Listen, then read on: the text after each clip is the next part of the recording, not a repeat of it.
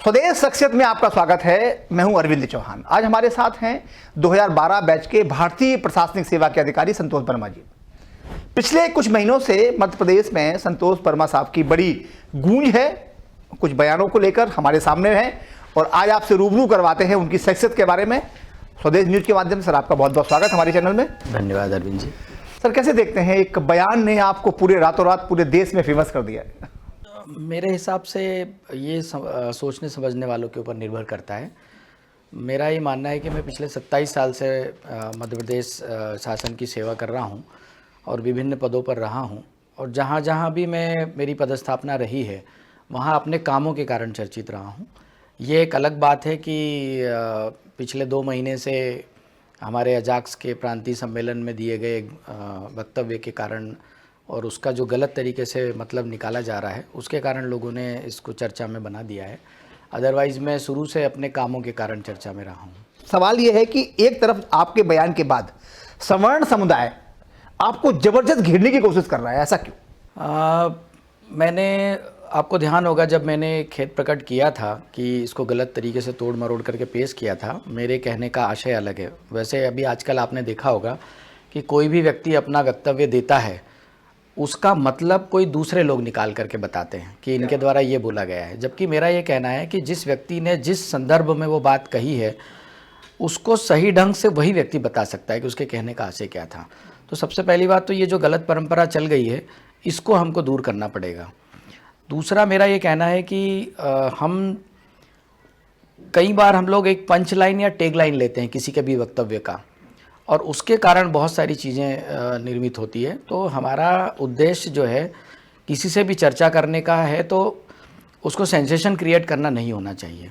अगर आप एक स्पॉन्टेनियसली कोई बात बोली और उसका एक टैग लाइन एक पंच लाइन निकाल करके आपने उसका कोई मतलब समझाने की कोशिश करी तो उससे उस व्यक्ति के व्यक्तित्व के बारे में हम बहुत ज़्यादा जानकारी नहीं प्राप्त कर सकते हैं। इसके बाद फिर आपके खिलाफ बहुत सारी साजिश रची गई कि आपके कूट रचित दस्तावेज हैं, बड़े सारा मीडिया में आया और फिर जहां आप थे ये बराबर आरोप प्रत्यारोप का दौर अभी तक जारी। शायद पारिवारिक कलेश भी घर में हुए होंगे निश्चित तौर पर, सामाजिक तो इससे काफ़ी तकलीफ हुई होगी। देखिए आपने देखा होगा कि 23 नवंबर को हमारा सम्मेलन हुआ था और 23 तारीख से लेकर के 24 और 25 2 दिन तक कोई कंट्रोवर्सी क्रिएट नहीं हुई थी। अच्छा। 26 तारीख को जब कुछ लोगों ने मैसेजेस बना करके मीडिया हाउसेस में दिए गए बकायदा और वीडियो की कटिंग बना करके दी है, उसके बाद से फिर अचानक ये सब शुरू हुआ। थोड़े समय तो मुझे भी लगा कि यार मैंने ऐसा क्या गलत बोल दिया, मैं भी तो सुनूं उसको। कई बार मन में होता है कि हो सकता है गलती हुई, ह्यूमन एरर तो नहीं भूल गया। फिर मैंने वापस उसको सब सुना, तब फिर पता चला और कुछ लोगों ने मीडिया वालों ने मुझे बताया कि सर ये इस तरीके की जो खबरें हैं वो हमारे पास बन करके आई। बाकायदा उन्होंने मैसेजेस दिखाए उनके जिन लोगों ने किया, और फिर बाद में क्लियर भी हो गया, कुछ लोग एक्सपोज भी हो गए कि साहब ये आपने देखा होगा कि एक पैरेलल अजाक्स संगठन बनाने की मैं उसका ही सवाल आपसे पूछने वाला था। अजाक्स संगठन बनाने की कोशिश की गई, जबकि कंसोटिया सर उस समय तक बने हुए थे, अपने पद पर थे। उनका पद जो है 2026 तक था। बावजूद उसके उन्होंने चूँकि सेवानिवृत्त हो गए थे तो उनकी ये इच्छा थी कि सेवानिवृत्ति के बाद में इस पद पर नहीं रहना चाहता हूँ और समाज सेवा मेरी जारी रहेगी और इस संगठन से भी मैं प्रत्यक्ष रूप से जुड़ा रहूँगा। तो उन्होंने अपने इस्तीफे की पेशकश की और इस्तीफे का पेशकश करने के बाद उनका ये था कि कोई भी एक IAS ऑफिसर जो इस संगठन में स्वेच्छा से अपनी सेवाएं देना चाहता है वो बने। चूँकि मैं पूर्व से भी परिचित था, कंसोटिया सर मेरे कलेक्टर भी रहे और कमिश्नर भी रहे और इतनी बड़ी संख्या में सारी कार्यकारिणी आई थी, तो जो स्वाभाविक है कि जो फर्जी तौर पर बने हुए लोग हैं उनको ये लगा कि अब हमारी जो है चीज़ें बाहर निकल आएगी और हमें लोगों को पता चल जाएगा कि कंसोटिया सर ने तो आज इस्तीफ़ा दिया तो फिर हम लोग 2 साल पहले कैसे अध्यक्ष बन गए। तो उन सब चीज़ों के कारण उनको लगा और उन्होंने फिर उन भाषणों में से छोटे छोटे टुकड़े निकाल करके देना शुरू करे, मीम्स बना करके देना शुरू करे। तो केवल उन्होंने 2 टैगलाइन निकाल करके छापी, पहले कुछ प्रिंट मीडिया ने छापी और फिर उसके बाद उन्होंने पूरी तरीके से उसको मेरे खिलाफ दुष्प्रचारित किया गया। दूसरे या तीसरे दिन मैंने जब अपनी बात मीडिया के सामने रखी और अपनी सफाई भी दी, लेकिन मैंने देखा कि वो सफाई ज़्यादा समय तक नहीं चली या जो मैंने अपना स्पष्टीकरण दिया था वो स्पष्टीकरण लोगों को नहीं दिखाया जा रहा था, सिर्फ वही टैग लाइन, केवल 2 शब्द, 2 लाइनें केवल बताई जा रही थी, जबकि मेरा उद्देश्य ये कतई नहीं था। बात सीधी सी थी कि जो लोग आर्थिक आधार पर आरक्षण की पैरवी करते हैं और ये मानते हैं कि SC ST को भी आर्थिक आधार पर आरक्षण मिलना चाहिए, या जिस परिवार में किसी व्यक्ति को एक बार आरक्षण मिल गया है और उसकी अगर आर्थिक स्थिति अच्छी हो गई है तो उसको दोबारा आरक्षण की पात्रता नहीं मिलनी चाहिए, ऐसा नरेशन कुछ समय से चल रहा था। उस नरेशन को तोड़ने के लिए मेरा ये कहना था कि जो अनुसूचित जाति और जनजाति को संविधान में जो आरक्षण दिया गया है वो बाबा साहब ने सामाजिक पिछड़ेपन के कारण दिया है, उसमें उनका कोई आर्थिक आधार नहीं था। तो जब सामाजिक आधार पर पिछड़ेपन के कारण किसी समाज को आरक्षण की पात्रता मिलती है तो जब तक उसका सामाजिक पिछड़ापन दूर नहीं हो जाता, जब तक वो किसी अन्य समुदाय के बराबर एक जाजम पर बैठ करके रोटी बेटी का व्यवहार नहीं करने लग जाते हैं, तब तक वो सामाजिक तौर पर पिछड़े ही रहेंगे, चाहे उनकी आर्थिक स्थिति कितनी भी अच्छी हो जाए।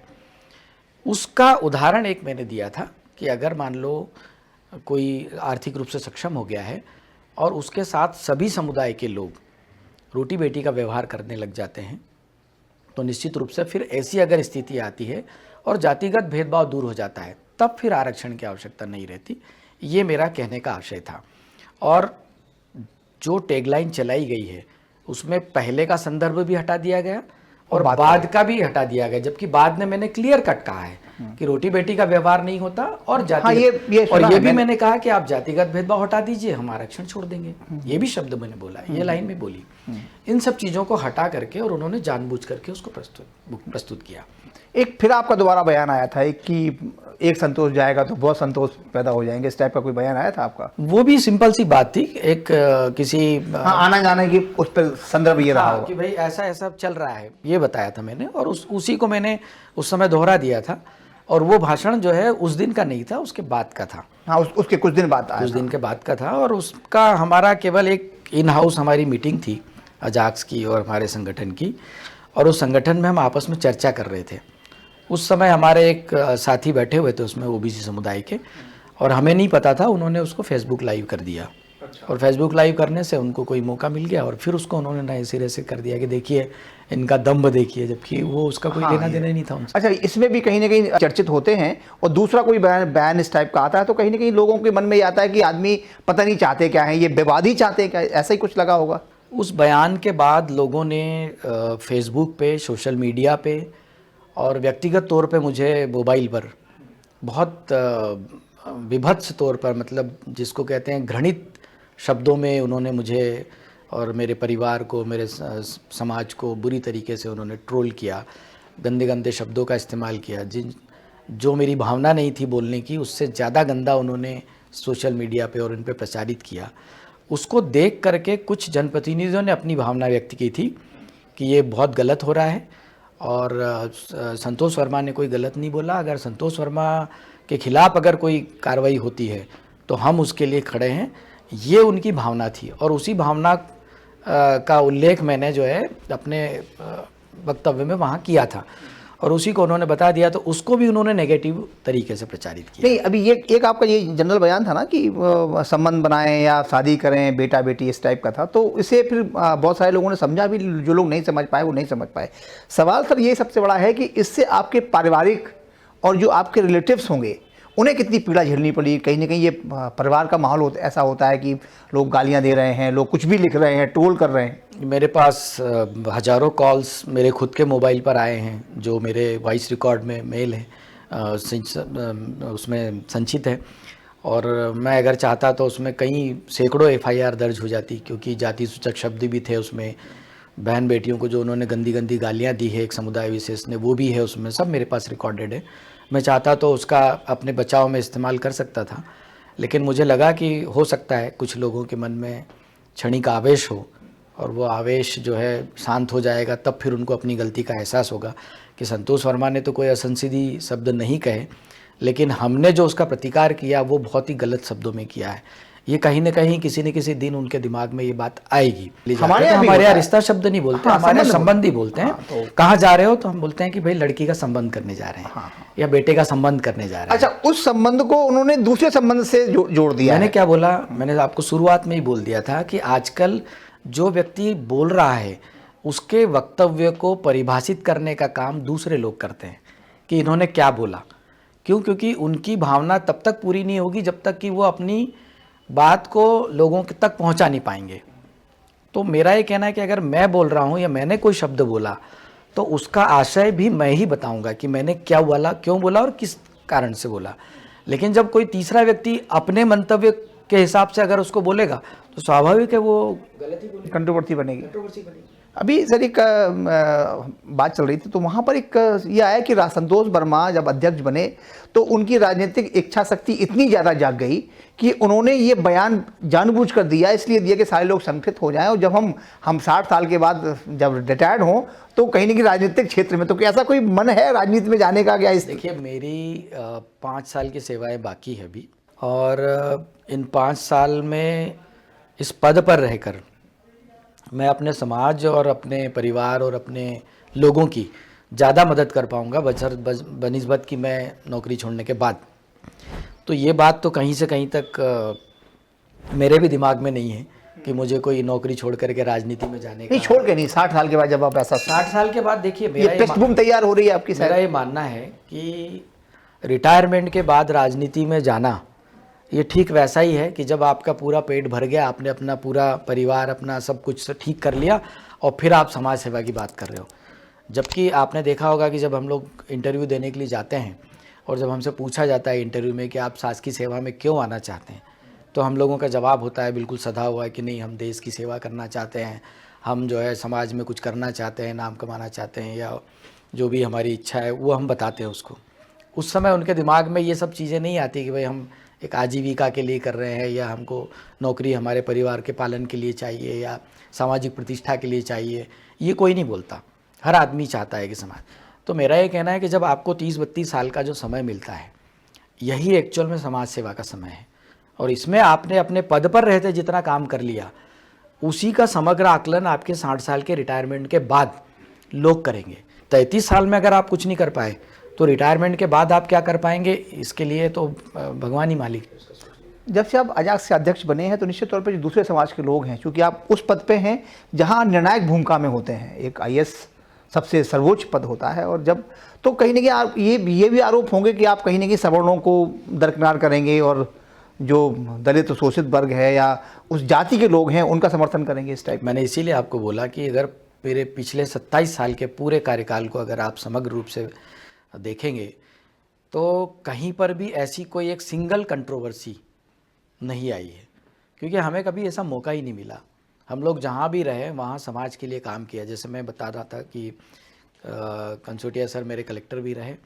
जब ये मेरे कलेक्टर रहे तो उस समय शासन के पास बहुत सारी योजनाओं में, जैसे जन भागीदारी योजना उस समय थी ही नहीं, और 100% जन भागीदारी होती थी उस समय, मतलब उसमें शासन का मैचिंग ग्रांट नहीं मिलता था। तो आपको आश्चर्य होगा कि राजगढ़ जैसे ज़िले में हम लोगों ने बहुत सारे तालाब, stop dam, colleges, school buildings, ये सारे स्कूल, ये सब बनाए हम लोगों ने जन भागीदारी से और 100% जन भागीदारी। आप कल्पना करिए कि 1 करोड़ रुपए का कॉलेज बिल्डिंग बिना किसी सरकारी मदद के हम लोगों ने सिर्फ 6.5 महीने के अंदर बना करके दिया बच्चों को। वहाँ के एक छोटे से प्राइमरी स्कूल की बिल्डिंग में उनका कॉलेज लगता था, और मुझे उन्होंने बुलाया अपने एनुअल फंक्शन में। तो जब एनुअल फंक्शन में उन्होंने मुझे बुलाया तो कुछ बच्चों की आदत होती है कुछ चिल्ला चोट करना इस तरीके से, तो मुझे बड़ा अच्छा लगा, मतलब ख़राब लगा कि एक छोटा सा कॉलेज है और एक एसडीएम के नाते मैं यहाँ चीफ गेस्ट के लिए आया हूँ और बच्चे जो है बिल्कुल ऐसे ही थोड़ी बहुत उद्दंडता कर रहे हैं, अनियंत्रित है। तो मैंने उनको बोला कि जिस कॉलेज में आप पढ़ रहे हो इस तरीके के जो बिल्डिंग है ये हमारे कॉलेज के बाथरूम हुआ करते थे, और मैंने कहा इन कॉलेज में पढ़ने के बाद आप इस तरीके की अगर उद्दंडता कर रहे हो तो मैंने कहा ये बड़ा दुखा वाला काम है। मैंने कहा आपके परिवार के लोग, समाज के लोग या जो भी है आपको ये व्यवस्थाएं नहीं दे पाए, तो तो मैं आपको ये विश्वास दिलाता हूँ कि आपका जो अगला सत्र है वो आपका नई बिल्डिंग में होगा। ये घोषणा मैंने पचोर शहर में की थी जब मैं मात्र एक एसडीएम था, सिंपल। आप कल्पना करिए, उसी दिन मैंने सारंगपुर पचोर विकास समिति का गठन किया। वहाँ के जितने भी सामाजिक प्रतिष्ठित लोग थे, उद्योगपति थे, उनको सबको बुलाया और उसी दिन गठन करने के बाद उन्होंने मुझे अध्यक्ष बनाया उस समिति का। वहाँ के एक उद्योगपति को हमने सचिव बनाया। उसी दिन हमारे लगभग 11-11.5 लाख रुपए इकट्ठे हुए। उसी दिन हमने उसका भूमि पूजन किया, उसी बिल्डिंग का। हाँ, उसी दिन हमने भूमि पूजन किया बिल्डिंग का। गलतियों की सजा पाई है जो मैंने की ही नहीं, और 2016 से मैं लड़ रहा हूँ। ये घटना तो अभी 2 महीने पहले की है। 2016 से मेरे साथ इनजस्टिस हुआ है। 3 साल तक मुझे सिंपल एक एफआईआर के कारण मुझे चतुर्थ वेतनमान नहीं दिया गया, जबकि नियम ये था कि जब तक चालान प्रस्तुत नहीं हो जाता किसी प्रकरण में, एफआईआर में, तब तक आप प्रशासनिक तौर पे उसका कोई न्यूज़ रोक नहीं सकते। हाँ। उसके बावजूद 3 साल तक उन्होंने मुझे नहीं दिया। फिर नॉर्मल धाराओं में चालान प्रस्तुत हुआ, मारपीट, गाली गलौच और जान से मारने की धमकी। 323, 294, 506, बहुत सिंपल धाराएं होती हैं, जिसमें आप किसी वकील से पूछोगे तो कहेगा कि आज तक किसी को सजा नहीं हुई इसमें। उन धाराओं में चालान प्रस्तुत होने के बाद में मेरा आईएएस अवार्ड रोक दिया गया। और फिर मैंने कहा कि साहब ये तो धाराएं कम हो गई है, तो आप मुझे मेरा 4th स्केल दीजिए। तो बोले नहीं, अब तो चालान प्रस्तुत हो गया, अब तो दे ही नहीं सकते। तो जब आज चालान प्रस्तुत हुआ और अब नहीं दे सकते, तो मेरा तो 3 साल से क्यों रोक रखा था? पीछे वाला पिछला तो इन्होंने मुझे आर्थिक रूप से ही प्रताड़ित किया। आप कल्पना करिए कि अगर मुझे वो स्केल मिलता तो मुझे लाखों रुपए का फायदा होता, सर, जो मेरे बैचमेट्स को मिला, लेकिन मुझे नहीं मिला। इससे कितना तनाव आप महसूस करते हैं अभी निश्चित जो हो रहा है? मैंने हर चीज को बहुत एक समभाव में लिया। मैंने कभी किसी के सामने अपना आक्रोश जाहिर नहीं किया। मुझे पता है कि जब मैं अच्छा काम करूंगा तो उस अच्छाई का भी मैं ही हकदार हूं, और अगर कोई बुरा काम करूंगा तो उस बुराई का भी हकदार मैं हूं। नाराजगी किसकी है संतोष शर्मा से अभी? जैसा कि आपने देखा है कि जो व्यक्ति अजाक्स पे कब्जा करना चाहता है, स्वाभाविक है, सबसे बड़ी नाराजगी तो उसी की है। वो आपके अपने लोग हैं जो कब्जा करना चाहते हैं? बिल्कुल बिल्कुल, अपने ही लोग हैं, वो भी अपने ही लोग हैं। लेकिन आपने देखा होगा, मैं हमेशा अपने लोगों को जब मोटिवेट करता हूँ तो एक चीज़ मैं बताता हूँ कि देखिए, एक जंगल था, उसमें एक बरगद का पेड़ था और बाकी उसके आसपास पूरे नए पेड़ थे, और बड़ा हरा भरा जंगल था, बहुत शांति से सब चल रहा था। एक दिन कुछ लकड़हारे कुल्हाड़ी का टुकड़ा लेकर के और आए कि हम इस जंगल को काट देंगे। सारे जंगल के जो पेड़ पौधे थे वो डर गए और उन्होंने अपनी बात बरगद से रखी। तो बरगद ने उनको समझा करके कहा कि देखिए, ये लोग जो आए हैं और ये जो कुल्हाड़ी लेकर के आए हैं, लोहे का टुकड़ा, ये आपका कुछ नहीं बिगाड़ पाएंगे। क्या बात है? जब तक कि आप में से कोई लकड़ी उसके कुल्हाड़ी का डांड नहीं बनेगा, तब तक आपका कोई उसका सहयोग नहीं करेगा।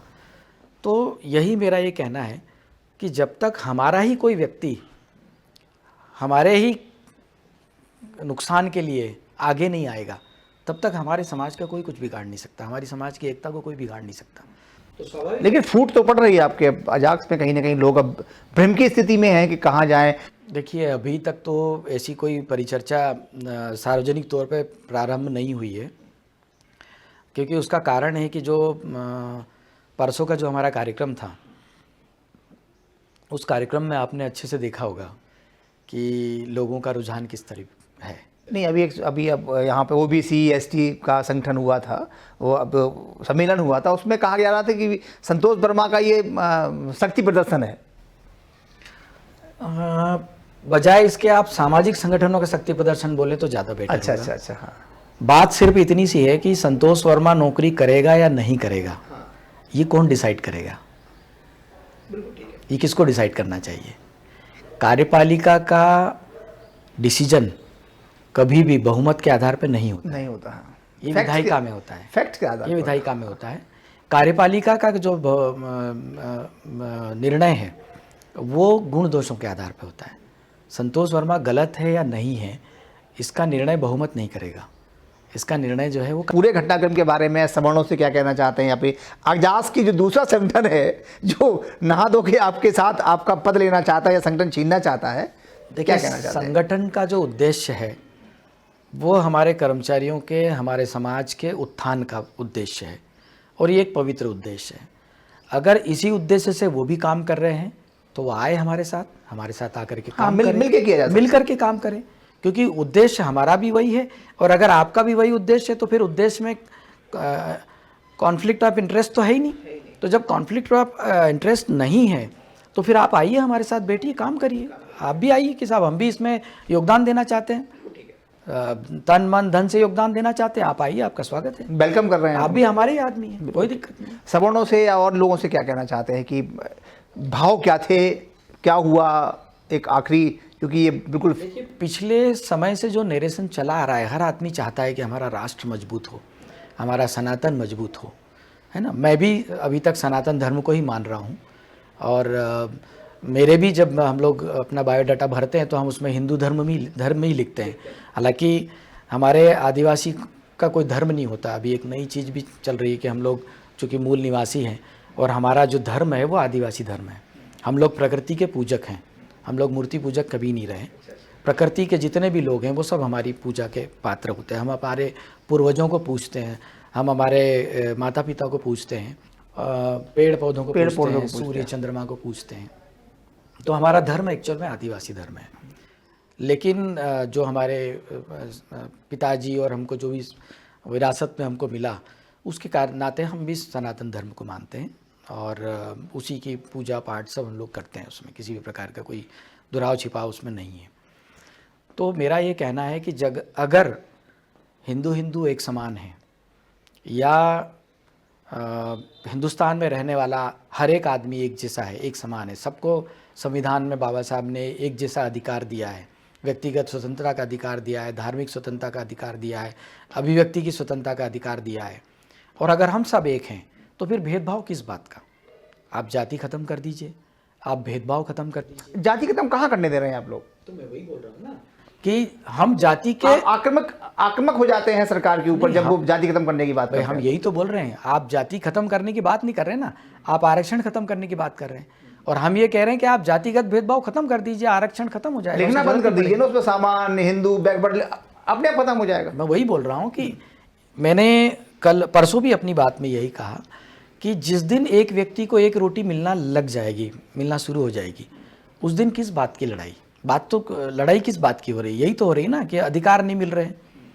तो जब अगर एक व्यक्ति को एक रोटी मिल जाएगी तो किसी को जरूरत ही नहीं पड़ेगी। अधिकार की बात आप देखिए, ओबीसी हमारे प्रधानमंत्री हैं, एसटी हमारी राष्ट्रपति हैं, इसके पहले एससी हमारे राष्ट्रपति थे, पूर्व जस्टिस गवई साहब एससी थे।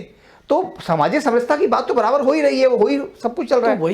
वही बात मैंने भी करी। फिर विवाद कहाँ है? मैं वही तो बोलना चाहता हूँ कि विवाद कहाँ है। यही प्रश्न तो हमको पूछना है। जातिगत भेदभाव मिटाने की बात आप भी कर रहे हो, जातिगत भेदभाव मिटाने की हम भी कर रहे हैं, और जब हम और आप मिलकर के एक ही बात कर रहे हैं, एक ही बात कर रहे हैं, तो फिर विवाद किस बात? नहीं, आप लोग अंबेडकर साहब की बात करते हैं, हम भी उनका सम्मान करते हैं। BN राव साहब की कभी बात नहीं की गई, राजेंद्र प्रसाद साहब की कभी बात नहीं की गई, ऐसा क्यों? ये बहुत ही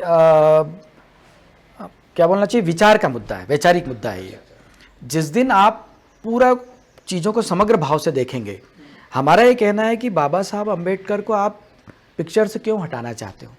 आप उनकी तस्वीरों को क्यों जलाना चाहते हो? आप ये क्यों साबित करना चाहते हैं कि बाबा साहब ने संविधान नहीं लिखा?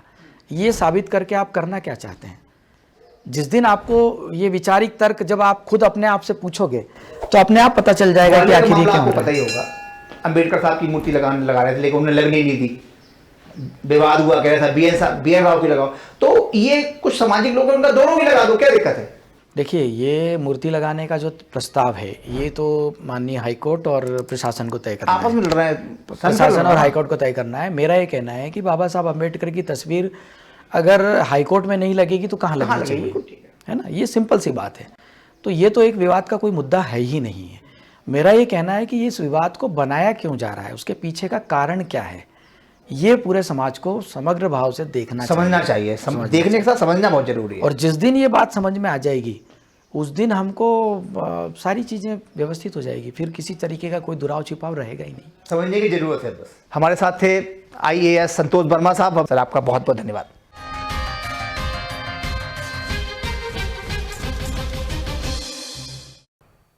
ऐसे ही वीडियोस के लिए लाइक करें, शेयर करें, फॉलो करें। YouTube पर जाकर सब्सक्राइब कर बेल आइकन दबाना ना भूलें और ताजा अपडेट्स के लिए SwadeshLive.com पर जरूर जाएं।